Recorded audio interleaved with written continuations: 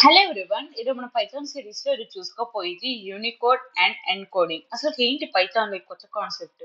అసలు యూనికోడ్ అంటే ఏంటి, ఎన్కోడింగ్ అంటే ఏంటో చూసుకున్నాం. అసలు యూనికోడ్ అంటే ఏంటి? Unicode is known as universal standard for representing the text and symbol for all writing systems, English, Hindi, Chinese and emoji. So మన unique code is nothing but universal standards అనమాట.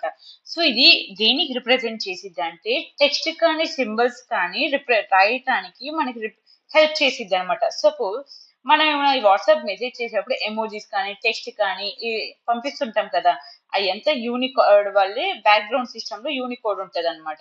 సో ఆల్ రైటింగ్ సిస్టమ్స్ అనమాట. So writing system సంబంధించిందంట Unicode కింద వస్తుంది. Before Unicode system like ASCII అంటే American standard code for information and interchange అనేది background గా represent చేసేది అనమాట. So could only represent English character A to Z or 0 to 9 or symbols. Unicode solves these limitations. So మనం Unicode వాడక ముందు ఈ concept అంటే American standard code for information interchange అనేది వాడేవాళ్ళం. ఇదేంటి ఇంగ్లీష్ క్యారెక్టర్స్ మాత్రమే రిప్రజెంట్ చేసిద్ది అంటే A to Z 0 to 9 symbols. కానీ యూనికోడ్ అనేది ఒక అడ్వాన్స్డ్ అనమాట. ఇది Hindi, English, Chinese, Japanese, Korean and emojis అన్ని రకాలుగా లిమిటేషన్స్ అన్ని దాటిపోయింది అనమాట. So it is an advanced. So every character in Unicode has is unique point return like you plus and 4x. అంటే ప్రతి కోడ్ కి ఒక పాయింట్ ఉంటది అనమాట. సపోజ్ అంటే బ్యాక్గ్రౌండ్ లో ఆ కోడ్ రాస్తే అది ఆ ప్రింట్ అయింది అనమాట. సో ఇప్పుడు ఏ ఉంది, ఆల్ఫాబెట్ ఏ ఉంది. ఆల్ఫాబెట్ ఏలో కోడ్ పాయింట్ ఏంటి? U+0041 అనేది పాయింట్ అనమాట. సో ఈ జపనీస్ లో U+4E2D అనేది కోడ్ పాయింట్. అంటే కోడింగ్ ఒక కోడ్. మన కాలేజ్కి వెళ్ళినప్పుడు మన ఐడి ఎట్లా అట్లా ప్రతి లెటర్ కి ప్రతి ఎమోజీకి ఇట్లా బ్యాక్గ్రౌండ్ లో ఇట్లా ఉంటది అనమాట. సో ఈ ఎమోజీకి కోడ్ ఇది U+1F60A. So these are the examples అనమాట. యూనికోడ్ అర్థమైంది కదా. సో ఎన్కోడింగ్ అంటే ఏంటి? Characters are not stored directly in the computer, they are stored as a bytes, zeros and ones. So we need not to wait to convert the characters to the byte. This is called an encoding. So encoding లో అంటే ఏంటంటే direct గా డేటాని store కాదు computers లో. ఇది ఎలా store అయ్యింది? బైట్స్ రూపంలో. కంప్యూటర్ లో డేటా అనేది బైట్స్ రూపంలోనే స్టోర్ అయ్యింది. అండ్ బైట్స్ అనేది 0 and 1 ప్లేస్ లోనే రిప్రజెంట్ చేస్తాం. సో ఈ నీ not to convert the characters into byte. కానీ మనం ఇక్కడ బైట్స్ గా కన్వర్ట్ చేయాల్సిన అవసరం ఏమీ లేదు. This is known as encoding. So encoding is a process of character byte encoding. Bytes character అనేది డీకోడింగ్. అర్థమైంది కదా. క్యారెక్టర్ ని బైట్స్ గా మార్చేది ఎన్కోడింగ్ అంటాం. బైట్స్ ని క్యారెక్టర్ గా మార్చేది డీకోడింగ్ అంటే ఆపోజిట్ ఆఫ్ ఎన్కోడింగ్ అనమాట. సో మీ జస్ట్ 2 లైన్స్ చూస్తే మీకు అర్థమైంది. సో కామన్ ఎన్కోడింగ్స్ ఇన్ పైథాన్ ఏమేమి ఎన్కోడింగ్స్ ఉన్నాయి? UTF-8 అంటే most popular variable length 1 to 4 bytes, efficient for English and supports all Unicodes. అంటే యూటీఎఫ్ అనేది మోస్ట్ పాపులర్ అనమాట ఏంటి ఎన్కోడింగ్ లో. ఇది జనరల్ గా 1 to 4 bytes కి వేరియబుల్ లెంత్ అనేది సపోర్ట్ చేసింది. అండ్ అన్ని యూనికోడ్స్ తో అండ్ ఎఫిషియెంట్ గా ఇంగ్లీష్ లాంగ్వేజ్ కూడా సపోర్ట్ చేసిద్ది UTF-8 అనేది. అండ్ నెక్స్ట్ వచ్చి సెకండ్ వచ్చి UTF-16 అంటే ఏంటి? Uses 2 or 4 bytes, more spaces than UTF-8 for some characters. So general గా టూ కానీ 4 bytes మాత్రం వాడతాం. కానీ స్పేసెస్ అనేది యూటీఎఫ్ 8 కన్నా ఎక్కువ ఉంటది క్యారెక్టర్స్ కి. ఓకేనా. సెకండ్ వన్ అది. సో థర్డ్ వన్ అంటే ASCII అంటే మనం చూసినట్టుగా అంటే యూనికోడ్ రాకముందు ఇది వాడేవాళ్ళం. Very limited, only support 128 characters. చూసారా ఎంత అడ్వాన్స్ అయిపోయిందో. సో ASCII అనేది జస్ట్ 128 క్యారెక్టర్స్ మాత్రమే సపోర్ట్ చేసేది, వెరీ లిమిటెడ్ అనమాట.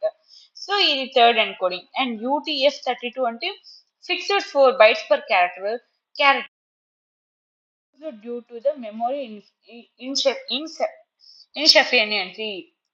అంటే ఇన్ఎఫిషియెంట్లీ అంటే మనం ఏంటి 4 బైట్ పర్ క్యారెక్టర్ కి 4 బైట్స్ మాత్రమే స్టోర్ అయ్యింది. అండ్ ద కోడ్ అనేది ఇన్ఎఫిషియెంట్ గా స్టోర్ అయ్యింది అనమాట. Really used the memory inefficient అంటే ప్రతి దానికి అంత లెటర్ కి అంత బైట్స్ ఇస్తే కోడ్ అనేది ఇన్ఎఫిషియెంట్స్ గానే ఉంటది కదా, అంటే స్పేస్ అది సరిపోదు కదా.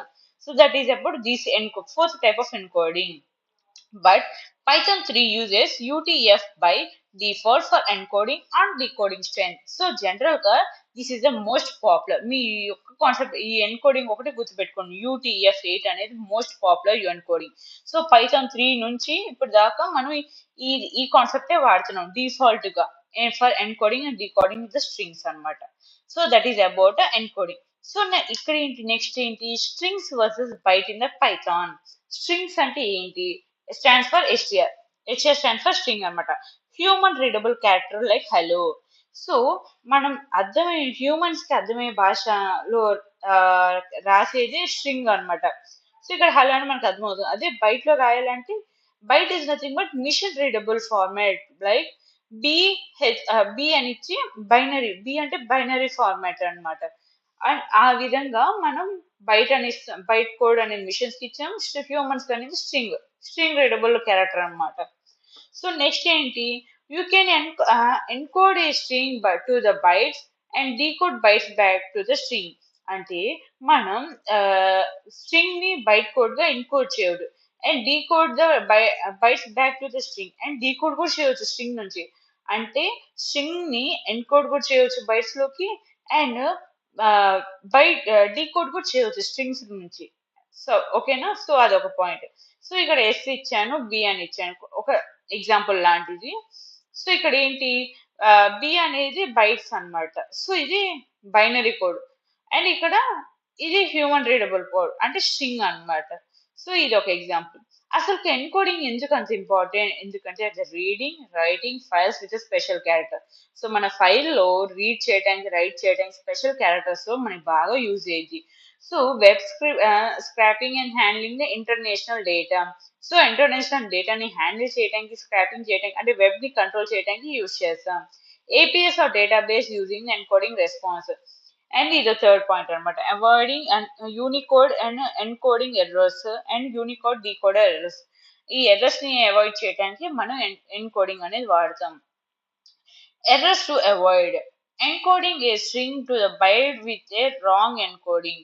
సో మనం స్ట్రింగ్ ని బైట్స్ గా మార్చాలంటే రాంగ్ ఎన్కోడింగ్ ఇది. Decoding bytes is a mismatched encoding. Decoding ని బైట్స్ గా మార్చాలంటే అది మిస్ మ్యాచ్ ఎన్కోడింగ్ అనమాట. ఈ 2 టైప్ ఆఫ్ ఎర్రర్స్ అనేది యూనికోడ్ లో కానీ ఎన్కోడింగ్ లో ఎక్కువ జనరల్ గా చూస్తాం. సో ఇక్కడ బి అని ఇచ్చాను, హలో అని ఇచ్చి ఎన్కోడ్ అని ఇచ్చాను. So print of B decode అని ఇచ్చా అంటే యూనికోడ్ డీకోడ్ ఎర్రర్, ఇది ఒక ఎర్రర్ అనమాట. నెక్స్ట్ ఏంటి, యూనికోడ్ ఫంక్షన్స్ ఇన్ పైథాన్ ఏమేమి ఉన్నాయి యూనికోడ్ లో, అండ్ ఓఆర్డి ఆఫ్ ఏ అంటే get Unicode code point of 65. So it is Unicode of the 65 అని అనమాట. చార్ ఆఫ్ 65 అంటే get character from the code point A. So ఇదేంటి, character నుంచి code point నుంచి క్యారెక్టర్ తెచ్చుకోవడానికి మనం క్యార్ అని వాడుతున్నాం. క్యార్ నచ్చిన క్యారెక్టర్. ఎన్కోడ్ అంటే convert string to the byte, decode అంటే convert byte to the string. This is about Unicode functions. So మీకు అర్థమైంది కదా, యూనికోడ్ అంటే యూనివర్సల్ స్టాండర్డ్స్ అన్నమాట. సో ఇది అన్ని రకాలుగా రాయటానికి, అన్ని లాంగ్వేజ్ లో రాయటానికి యూనికోడ్ అనేది బ్యాక్వర్డ్ గా యూజ్ చేస్తూ ఉంటాం. సో ఒక్కొక్క దానికి ఒక్కొక్క లెటర్ కి ఒక్కొక్క యూనికోడ్ అనేది ఉంటది అనమాట. ఎన్కోడింగ్ అంటే సో కన్వర్ట్స్ ద బైట్స్ అన్నమాట, character into bytes, that is called encoding. So characters ని బైట్స్ గా మార్చడానికి ఎన్కోడింగ్ అంటాం, బైట్స్ ని క్యారెక్టర్ గా మార్చడానికి డీకోడింగ్ అంటాం. సో కామన్ ఎన్కోడింగ్స్ ఏమేమి ఉన్నాయి, యూటీఎఫ్ అనేది మోస్ట్ పాపులర్ అన్నమాట. సో దీంట్లో స్ట్రింగ్ అంటే ఏంటి, బైట్స్ అంటే ఏం చెప్పాను, ఇంపార్టెన్స్ చెప్పాను, ఎర్రర్స్ ఏమి చెప్పాను, ఫంక్షన్స్ ఏం చెప్పాను. మీకు అర్థమైంది కదా, hope you like it. Thank you.